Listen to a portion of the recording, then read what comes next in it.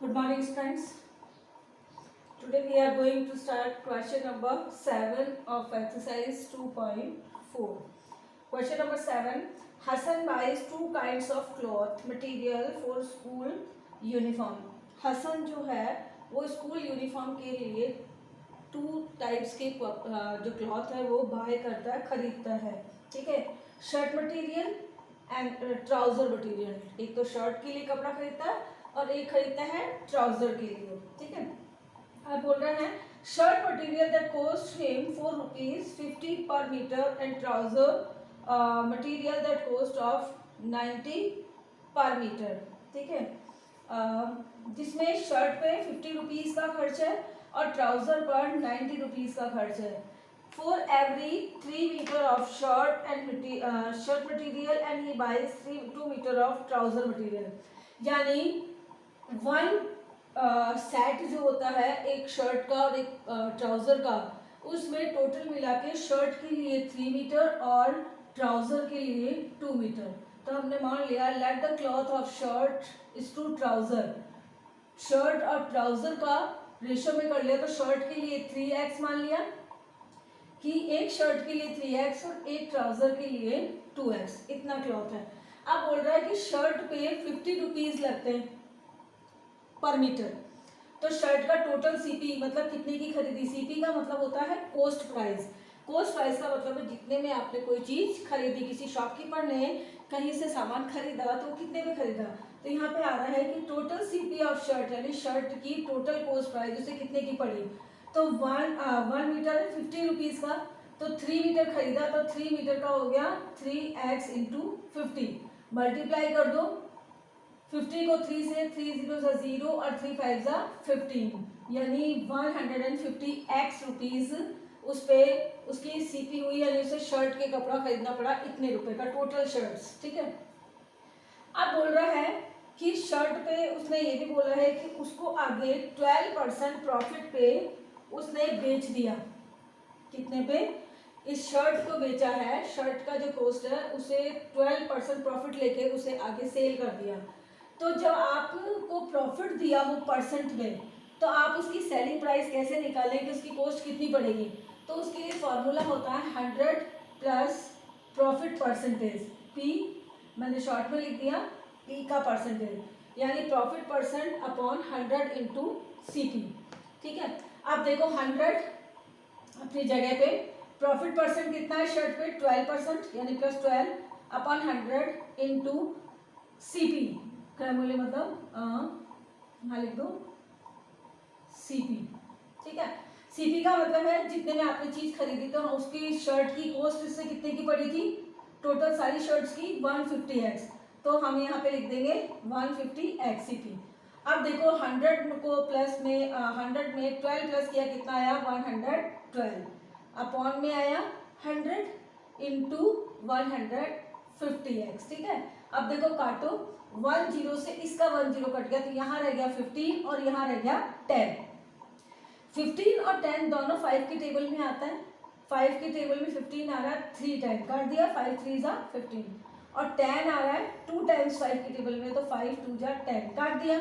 अब देखो 2 और 212 दोनों 2 से डिवाइड होते हैं तो 2 से 2 डिवाइड होता है 1 टाइम यानी 2 1 जा 2. 2 से 112 को डिवाइड करेंगे तो कितने टाइम्स जा रहा है 56. तो ये आप काटने का मतलब वही होता है डिवाइड.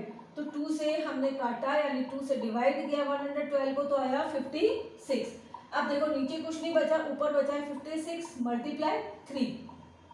तो 56 को 3 से मल्टीप्लाई कर दो तो देखो 3 6 जा 18 कैरी 1 3 5 जा 15 और कैरी 1 प्लस की तो 16 यानी 168 और x क्योंकि x तो कटता नहीं. ठीक है. अब ये हो गई हमारे पास में शर्ट की एसपी.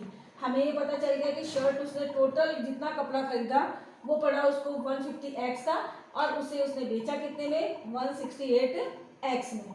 अब सेम तरीके से ही ट्राउजर का है कि उसकी 1 मीटर ट्राउजर के क्लॉथ की कॉस्ट है 90 रुपीज या 90 रुपये. ठीक है. तो टोटल सीपी उसकी कितनी निकल जाएगी. उसने कपड़ा खरीदा है टोटल मिला के 2x तो 90 इंटू 2x मल्टीप्लाई कर दिया x 2 0 जा 0 और 2 9 जा 18 हो गया. 180x।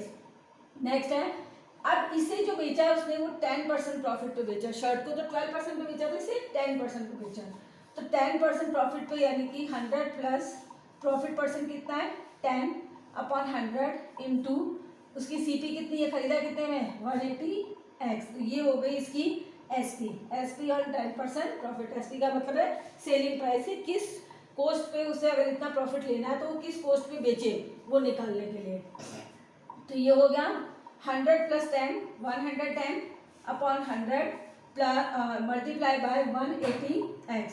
देखो 100 का 10 एक इससे कट गया, सेकंड जीरो इसके जीरो से कट गया, तो नीचे कुछ नहीं बचा, ऊपर बचा 18 इंटू 11, तो 18 को 18 बन जा 18 कैरी 1, 18 बन जा 18 और कैरी 1 प्लस की तो 19 और x यानी 190x। ये हो गई इसकी एसपी, यानी उसने कितने में बेचा 198x में ट्राउजर का कपड़ा बेचा। अब आगे बोल रहा है वो कि इन दोनों को बेचा उसने, टोटल सेल 36,600, यानी उसने टोटल मिला के पैंट और शर्ट, जो ट्राउजर और शर्ट है वो टोटल मिला के कितने में बेची है, उसे रुपीस में आ गया नंबर्स में 36,600। तो हम दोनों चीज को मान लेते हैं दोनों इक्वल है, इतने में बेची, ये टोटल नंबर आ गया। और अगर हम इक्वेशन के रूप में देखें तो 150x की शर्ट 168 की शर्ट बेची है और 198 का ट्राउजर बेचा है, तो इन दोनों को प्लस कर दे वो इसी के बराबर होगा। तो 168 according to question 168x plus 190x is equal to 36,600। दोनों तरफ बैलेंस होना चाहिए, इक्वल होना चाहिए। अब दोनों को प्लस कर दो 168 को और 198 को, तो दोनों को प्लस किया तो कितना आया 366x इज इक्वल टू 36,600। अब x की वैल्यू निकालो तो x इज इक्वल टू, आपको पता है x के साथ का नंबर दूसरी तरफ जाएगा नीचे, तो 36,600 अपॉन 366, आपको पता है 366 से 366 वन टाइम कट रहा है और ये डबल जीरो रह गई इसकी, तो यानी इसे डिवाइड कर दो, इसे 100 टाइम्स में जा रहा है, तो x की वैल्यू आ गई कितनी 100। अब हमें उसने पूछा है कि कितना कपड़ा उसने शर्ट के लिए खरीदा और कितना कपड़ा उसने ट्राउजर के लिए खरीदा। तो आपको पता है कि शर्ट के लिए कितना खरीदा 3x, तो 3 इंटू एक्स की वैल्यू 100, यानी 100 इंटू 3 कितना हो गया 300 मीटर। नेक्स्ट है ट्राउजर के लिए उसने कितना खरीदा 2x, तो ट्राउजर का हो गया 2 इंटू एक्स की वैल्यू 100, यानी 100 इंटू 2 कितना हो गया 200 मीटर उसने ट्राउजर के लिए कपड़ा खरीदा। तो ये आपकी हुआ क्वेश्चन नंबर 7।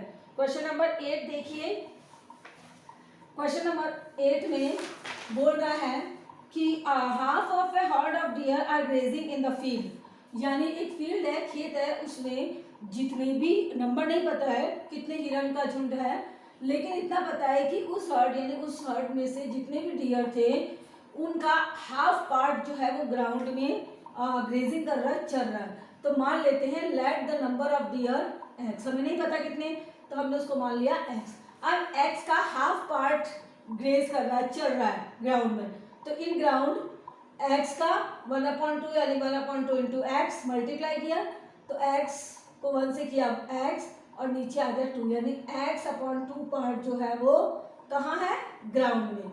नेक्स्ट बोल रहा है इसका 3/4 जो रिमेनिंग बचा है उसका 3/4 पार्ट जो है वो खेल रहा है, प्लेइंग, ठीक है। अब बचा यानी x था, x का हाफ तो ग्राउंड में, तो जो बाकी का हाफ ही तो बचेगा। अब उस हाफ का भी 3 पार्ट खेल रहा है, तो x/2 जो हाफ बचा है उसका कहाँ को मतलब ऑफ, x/2 ऑफ 3/4, x/2 का 3/4, तो आप ऑफ की जगह क्या लगा देते हैं मल्टीप्लाई, और मल्टीप्लाई कर देते हैं 3 को x से किया 3x और 4 को 2 से किया तो कितना आ गया 4 2 जा 8, आप यहाँ मल्टीप्लाई भी लगा सकते हैं, ठीक है। अब है बाकी बोल रहा है रिमेनिंग ड्रिंकिंग वाटर, यानी जितने ग्राउंड में खेल रहे हैं, जितने चल रहे हैं या जितने प्लेइंग कर रहे हैं, उनके अलावा जो बाकी के जो नंबर बढ़ाना डियर हैं वो बचे हैं ओनली 9। अब अपने को इक्वेशन के रूप में अगर लिखे रिमेनिंग को, तो रिमेनिंग जो ड्रिंकिंग वाटर कर रहे हैं उसको हम इक्वेशन के रूप में भी लिख सकते हैं, टोटल नंबर कितने हैं x माइनस इन दोनों का प्लस कर दे तो बाकी के अपने आप पता चल जाएगा कितने बचे हुए हैं जो कि वाटर ड्रिंक कर रहे हैं। तो x प्लस 2 और 3x प्लस 8 इन दोनों को प्लस कर दो और x में से माइनस कर दो। तो x minus x upon 2 plus 3x upon 8। अब आपको पता है कि ये प्लस जो कर रहे हैं इसको एलसीएम लेना पड़ेगा, तो एलसीएम लिया 8, 2 से डिवाइड किया 8, 2 4 जा 8, 4 टाइम गया, 4 को x से मल्टीप्लाई किया 4x, 8 से 8 को डिवाइड किया 1 टाइम, 1 को 3x से मल्टीप्लाई किया तो आया 3x, यानी 4x प्लस 3x मिला के कितना हो गया 7x अपॉन 8। तो x माइनस 7x अपॉन 8। अब आप इक्वेशन बनाए तो देखा जाए तो ये किसके इक्वल है, 9 के इक्वल है, या नंबर में दे दिया या हमने अलजेब्रिक एक्सप्रेशन में दे दिया। तो हमें दोनों तरफ इक्वल ही तो चाहिए ना किसी भी बना के। तो ये हो गया x अपॉन 1 यानी 1 लगा सकते हैं इसके नीचे, minus 7x upon 8 is equal to 9। अब देखो ऊपर दोनों x है तो इनका एलसीएम ले लें, दोनों का मिला के आ गया 8, 1 से 8 को डिवाइड किया 8 टाइम गया, 8 को x से मल्टीप्लाई किया 8x, 8 से 8 को डिवाइड किया 1 टाइम गया, 1 को 7x से मल्टीप्लाई किया तो 7x इज इक्वल टू 9। अब 8x में से 7x गया तो कितना बचा 1x, 1 लिखते नहीं, x इज इक्वल टू 9। और ये 8 जो है वो जब नीचे वाला नंबर होता है x के तो वो साइड में इधर जाके मल्टीप्लाई में चला जाता है, तो ये 8 9 के साथ मल्टीप्लाई में चला गया, यानी 9 8 जा 72। तो x की वैल्यू कितनी आ गई 72, और x हमने कितना माना है टोटल नंबर ऑफ डियर। तो नंबर ऑफ डियर यानी जो जितने भी डियर थे वो कितने थे उस वर्ड में 72 डियर थे। ठीक है, तो so we have done question number 7 and 8 and next question we will do in next class. Thank you.